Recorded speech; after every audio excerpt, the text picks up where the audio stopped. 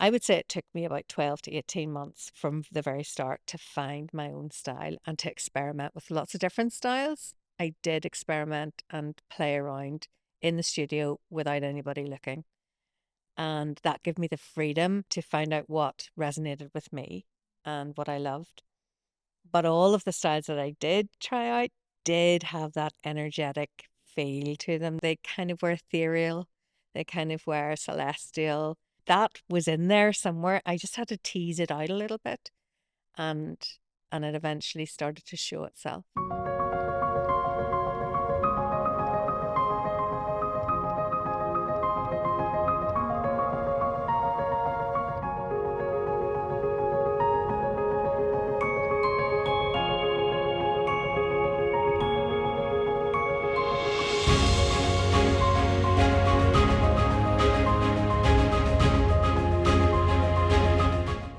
Hi, I'm Ciara Gilmore, and welcome to my podcast, Light Between the Layers. And today we're going to be talking about having a signature style.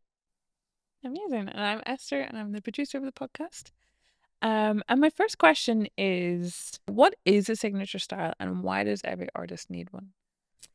So, a signature style is something that, well, you see lots of artists about the place. And if you see a painting and it's by itself and you can tell it's by a certain artist, then they've got a signature style because basically, without seeing all their other works, you know it's by them. So if you see one of my pieces, for example, I know that a lot of people say, "Oh, that's by Ciara Gilmore. That's hers work. That's her work definitely." So I've developed a signature style, and what a signature style should be is something that is cohesive, consistent, something that's recognizable. So it's definitely by that person, and something that's authentic to them, and usually something that stands out, that's different and that makes it unique to that person. But really it's like a musician, you can tell an Ed Sheeran song, you can tell by the guitars, the melodies, the words, all of that, that's his style. And same with artists, they have a style or not, because a lot of artists in the early stages, they struggle to find their style. And sometimes artists don't want to find a style, and that's perfectly fine. You don't have to find your signature style. There's nobody saying you have to.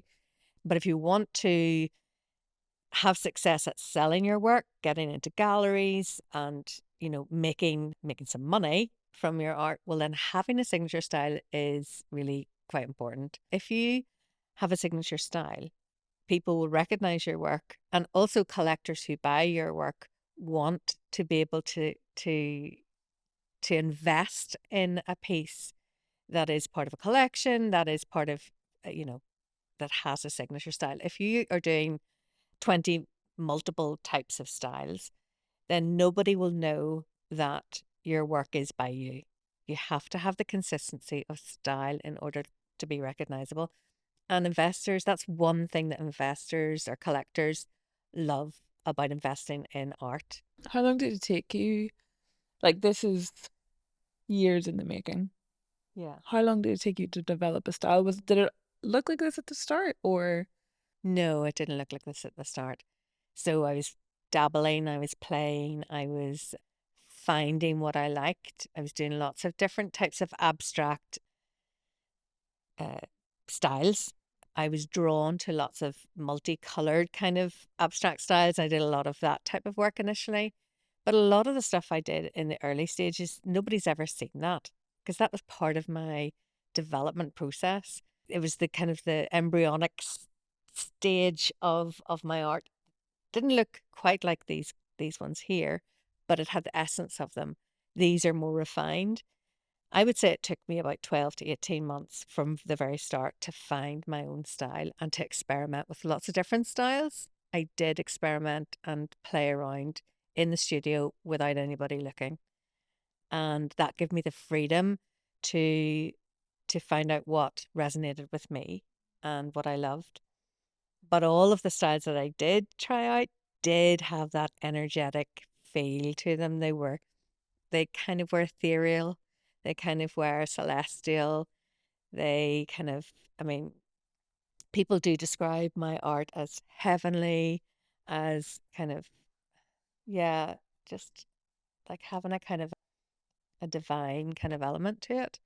And yeah, so that was in there somewhere. I just had to tease it out a little bit, and it eventually started to show itself.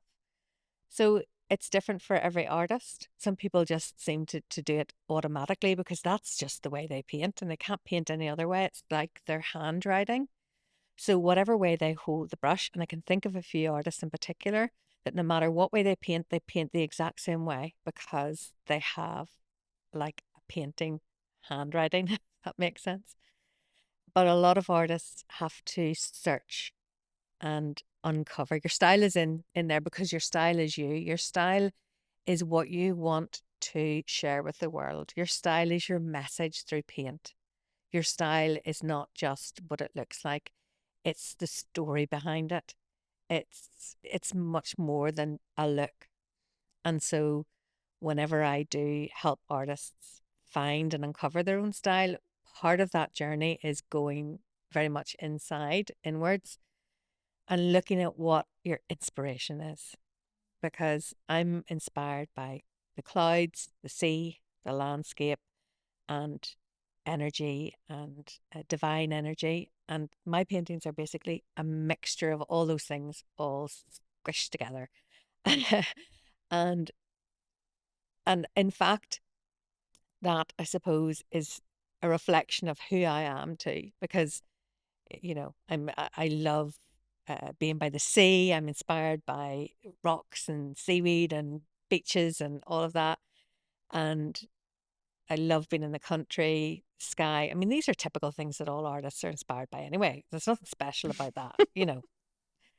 But what I have done is part of me is my search for connection to the divine. And through that and through energy work, I have been able to channel that into my paintings as well. That is part of my style. And people will say that they feel love and they feel comfort and they feel peace when they sit with one of my paintings.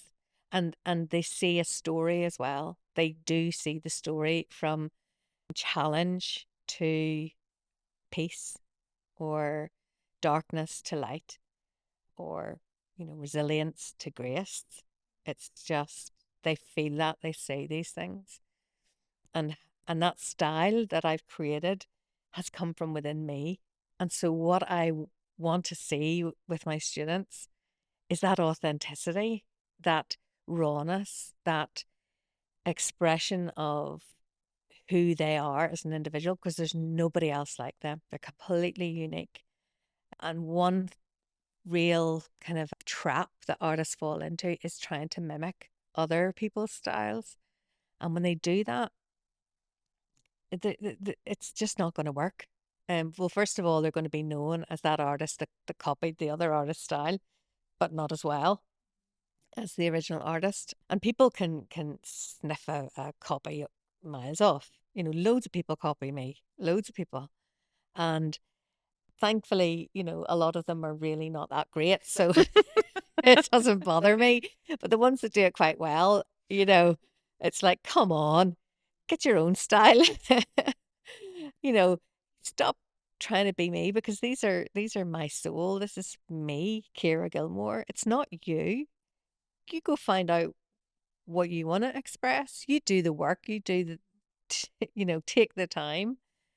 Um, and so whenever I am teaching in my course, the intuitive abstract artist, one of the major modules, there's 3 modules, and the main one in the middle is all about discovering your own style.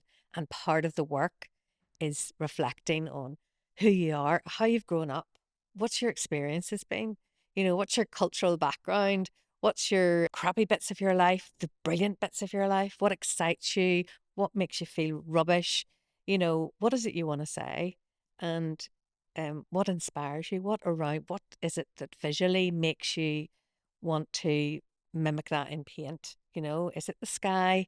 Is it just landscapes or buildings? Is it little tiny things, that you blow up like a vein in a petal? Could be anything. Um, but it's important for them to actually dive into who they are, to discover and to get to know themselves a little bit better, because we just go about our business and we don't really know ourselves. We don't ever seek to get to know ourselves very well, or even write down a sheet of paper all the things that make us who we are. And that's part of the work that we do in that module, because that in itself helps them to understand why they're painting a certain thing, why they want to. I call it creative motivation. So it's what motivates you to create. What is inside you? What is it? Is it the fact there's a beautiful sunset? Is that what it is? What kind of like just gives you that ignition to go and open the paints and go, I need to create something that makes me feel the way I feel when I saw that sunset, or I saw that the rough sea and the wind, and all of those things that we can't almost like focalize, but because it's like an energy, but we sometimes can transfer that into paint. And so finding your own style is about diving inside and extracting those things out, and showing them to yourself, and that will help guide you in the direction. I know it sounds a wee bit deep, but it really, really helps people get focused. And once you find out what those are, those kind of core things that really light you up and inspire you and make you want to paint, I call that your anchor, so that every time you go to paint another painting, you go back to your anchor. What is it that drives you? What is it that motivates you? What is your inspiration? That's your anchor. Keep that in mind every time you paint. That helps with the consistency. That helps with the consistent story and message in your work. What's your anchor? My anchor is love. And like that is the main, like, I just feel as if life is all about finding love in people, love, seeing love in my paintings. And although I talk about all the other energies, that's the one, that's the light, that's the main, that's the focal point, the light, the love. Without that, what do we have? I love that you're giving really practical advice of like getting to know yourself. And I want to go back into your hesitation or fear around talking about energy, Mm, because on many calls we've discussed this, and like you said that you really want to publicly talk about it. Like, what fear do you have of sharing that that's what you're really passionate about? yeah, Because you talk about it so much and it's in your paintings, but what is that yeah, blockage for you? yeah. It's, it's funny. I suppose it's just one of those things that it can be misunderstood, and it's just by maybe a lot of people viewed as kind of like a woo-woo kind of a thing. But I think now at this stage with, all the scientists are saying, quantum physics and all that. I don't know any of that stuff, but they're saying energy is obviously real and we're all energetic beings and everything holds energy. So I've I've got to the stage in my life where I really don't care what people think about me, which is a lovely place to be. I love energy. I love tuning into energy. I love using it in my work. I love using it in my meditations, and I can feel energy so easily. And if you're in the right environment, you can actually see it. You can see your aura as well. So I've been doing a little bit of work on that too. So yeah, I'm happy to talk about energy now and my spiritual beliefs, because I've had I suppose, a lot of evidence. 10 years ago, I could tell you that I started to manifest, and I've manifested £500 or something like that, and I might have evidence to show you that I did a mantra for 5 days and suddenly I got some money. But the whole last few years of intentionally manifesting specific things in my life, specific money amounts, you know, it's absolutely true. I mean, it's Can you share just, any examples if you're comfortable? um, well, I'll give you an example of a number. For example, like whenever I was moving house a few years ago, I put 8 8K on my, so I have all dream boards everywhere all around my house. And I have whiteboards, and inside all of my cupboards in my kitchen, I have pictures of what I want my dream house to look like. I've kitchens, I've got bedrooms, bathrooms, whatever, gardens.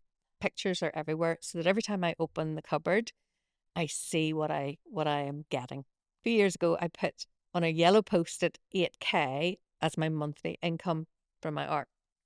And I put it on, I can't remember, where did I put it?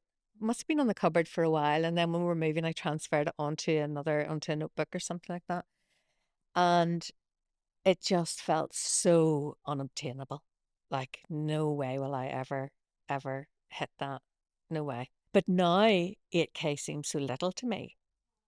It's like, that was easy. But for me, it felt such a leap to be able to do that every month.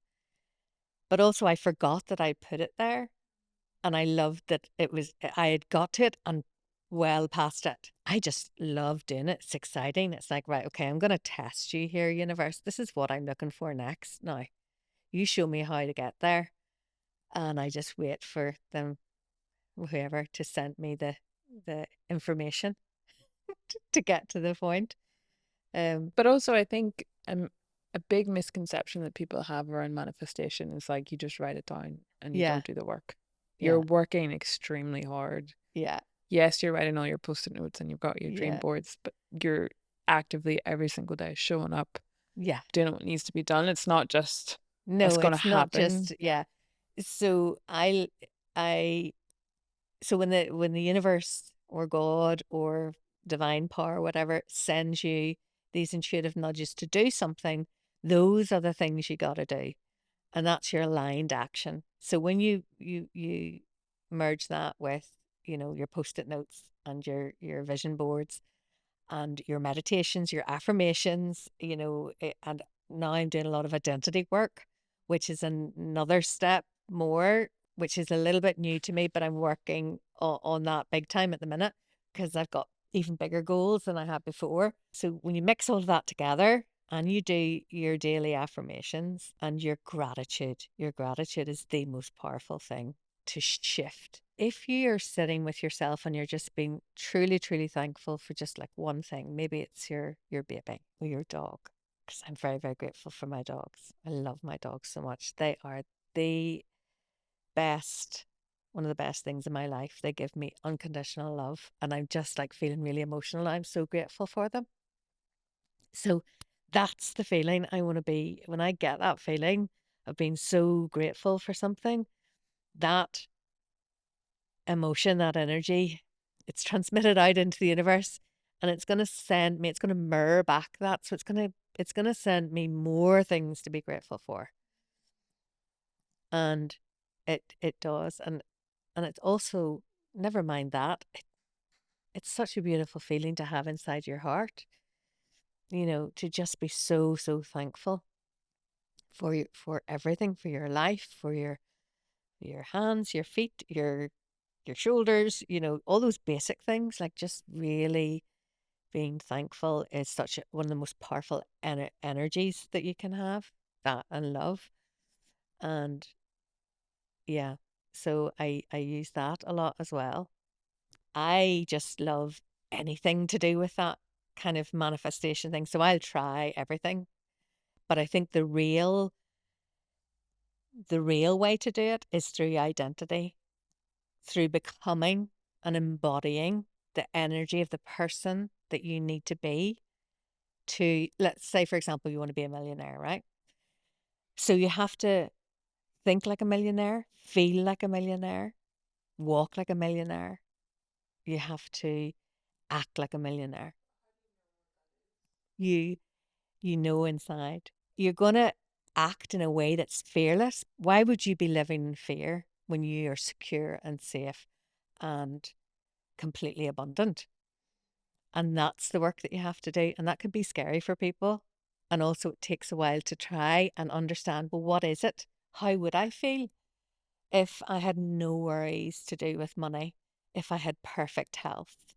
And if I had just booked a first class holiday to Bali and I was going first class, like how would I feel? Like tap into those emotions, tap into the feelings of jubilation and exhilaration and gratitude for that. And that's going to pull in, it's going to collapse time and pull in all those things. But if you're busy sitting here going, well, how am I going to be a millionaire? Like, that's not possible. Well, then that's what you're going to be mirrored back. It's not possible. I don't know how. But if you trust in yourself and trust that it will make itself clear, you don't know what that person who's just walking around the corner there and bumps into you and finds out that you are, I don't know, a podcast host and asks you to host podcasts for, you know, I don't know, prime minister or something, something major. You don't know, but the universe sends you all of these opportunities, and it's not an easy process. Because you're facing yourself and all your fears and tying it back to finding your signature style, I think it actually is very Yeah, but where relevant. did we go? Where did we go with But that I no, no, one? no, but I love it because I'm tying it back because you said in your modules you ask people to like really get to know themselves, Yeah, and you get them to write a list of things on their paper of like their background, their upbringing, yeah, cultural heritage, yeah, beliefs, and yeah, it ties together. yeah, yeah, Your signature style, you're tapping into like yeah, all the things that you're passionate about, yeah, manifestation, energy, yeah, love, all the yeah, kind of stuff. So it's relevant.